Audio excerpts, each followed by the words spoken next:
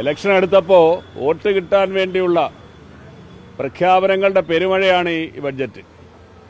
ഏതാണ്ട് 10 വർഷമായി അധികാരത്തിലിരിക്കുന്ന ഈ ഗവൺമെൻറ് ജീവനക്കാരുടെ ക്ഷാമബത്ത കൊടുത്തിട്ടില്ല, സമയബന്ധിതമായി ശമ്പള പരിഷ്കരണം കൊടുത്തിട്ടില്ല, ശമ്പള പരിഷ്കരണത്തിനൊരു വെയിറ്റേജ് കൊടുത്തിട്ടില്ല.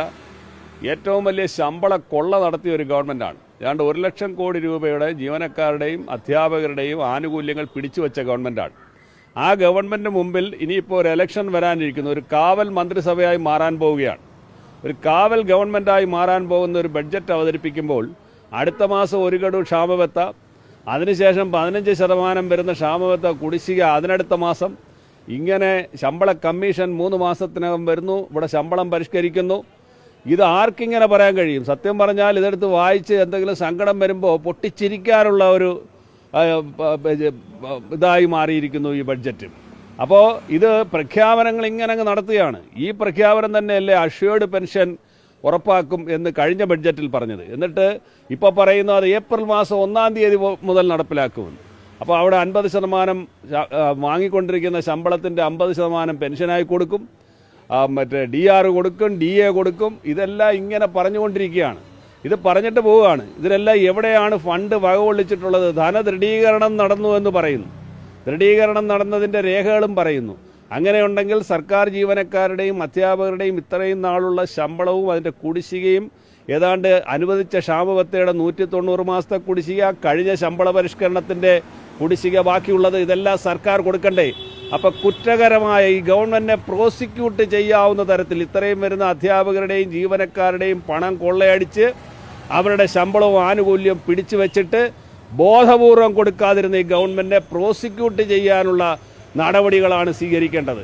മനഃപൂർവ്വം ഒരു ഉദ്യോഗസ്ഥരെ അവരുടെ ഒരു സ്റ്റാറ്റ്യൂട്ടറി സംവിധാനം നിലവിലേക്ക് നിയമപരമായ സാധുത അനുസരിച്ച് അവരുടെ സാലറിയും വേജസും കൊള്ളയടിച്ചിട്ട് ഇപ്പോൾ അവസാന മാസത്തിൽ വോട്ട് കിട്ടാൻ വേണ്ടി അത് മടക്കി കൊടുക്കുന്ന കള്ളൻ കട്ട മുതലെല്ലാം മടക്കിക്കൊടുത്ത് മാതൃകയാകുന്നു എന്നുള്ളതാണ് ഈ ബഡ്ജറ്റിലൂടെ നമുക്ക് കാണാൻ കഴിയുന്നത്.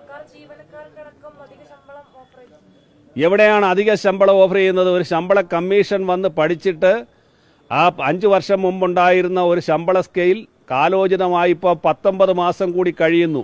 കഴിഞ്ഞ 2025-24 ശമ്പളം പരിഷ്കരിക്കേണ്ടതാണ്. 24 ഇപ്പോൾ അത് കഴിഞ്ഞിട്ട് 24 ജൂലൈ കഴിഞ്ഞിട്ട് 19 മാസക്കാലം പിന്നിടുന്നു.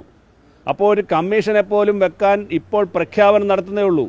ഉമ്മൻചാണ്ടി മുഖ്യമന്ത്രിയായിരിക്കുമ്പോൾ മാസങ്ങൾക്ക് മുമ്പ് കുടിശ്ശികയാകുന്നതിന് മുമ്പ് തന്നെ ശമ്പള കമ്മീഷൻ വരികയാണ്. ഇപ്പോൾ അങ്ങനെ പോലും ചെയ്യുന്നില്ല. അപ്പോൾ ശമ്പള കമ്മീഷൻ വന്ന് 3 മാസം കഴിഞ്ഞ് വന്ന് ഇവിടെ ശമ്പളം പരിഷ്കരിക്കുമെന്ന് പറയുമ്പോഴത്തേക്ക് ഏതാണ്ട് 2 വർഷം കൂടി 7 വർഷം പിന്നിടുകയാണ്. അന്നത്തെ വില നിലവാരം, അതിൻ്റെ സൂചിക, അതിൻ്റെ സാലറി, വേജസ്, മറ്റ് ഫ്രിഞ്ച് ബെനിഫിറ്റ്സ്, ഇതെല്ലാം എങ്ങനെയാണ് സർക്കാരിന് നടപ്പിലാക്കാൻ കഴിയുന്നത്? ഈ സർക്കാരിനെ കൊണ്ട് കഴിയില്ല. ചുരുക്കത്തിൽ കഴിഞ്ഞ 10 വർഷമായി സംസ്ഥാനത്തെ സർക്കാർ ജീവനക്കാരെയും അധ്യാപകരെയും വഞ്ചിച്ച ഒരു ഗവൺമെൻറ്റാണ്. അത് കഴിഞ്ഞ തെരഞ്ഞെടുപ്പുകളിലെല്ലാം കാണാൻ കഴിഞ്ഞു. വരാനിരിക്കുന്ന തെരഞ്ഞെടുപ്പിലും അതുതന്നെ നടക്കും. ഒരിക്കലും ഈ ഗവൺമെൻറ്റിനെ സർക്കാർ ജീവനക്കാരും അധ്യാപകരും പെൻഷൻകാരും വിശ്വസിക്കുമെന്ന് തോന്നുന്നില്ല. സംസ്ഥാനത്ത് ഏതാണ്ട് 20% വരുന്ന വോട്ട് ഷെയറുള്ള ഒരു വലിയ വിഭാഗം ഈ സർക്കാരിനെതിരായി മാറിയിരിക്കുന്നു. കാരണം അവരുടെ അനുഭവത്തിൻ്റെ അടിസ്ഥാനത്തിലാണ്. അവരുടെ വാങ്ങൽ ശേഷി നഷ്ടപ്പെട്ടു. അവർക്ക് ഈ സമൂഹത്തിൽ ജീവിക്കുന്നതിന് ശമ്പള ശോഷണം ഏതാണ്ട് 10, 30, 40% സർക്കാർ കൊള്ളയടിച്ചു. എന്നിട്ട് എന്തെങ്കിലും 10% അതിന് വർദ്ധിപ്പിക്കുമെന്ന് പറയുന്നതിൽ ഒരു അർത്ഥവുമില്ല. ഈ ഇലക്ഷൻ അടുത്തുകൊണ്ടുള്ള ചില തട്ടിപ്പുകളാണ്, ചില പ്രഖ്യാപനങ്ങളാണ്. ഇതെല്ലാം ജലരേഖയാണ്. ഇതൊന്നും നടപ്പിലാക്കാൻ പറ്റുന്ന കാര്യങ്ങളല്ല.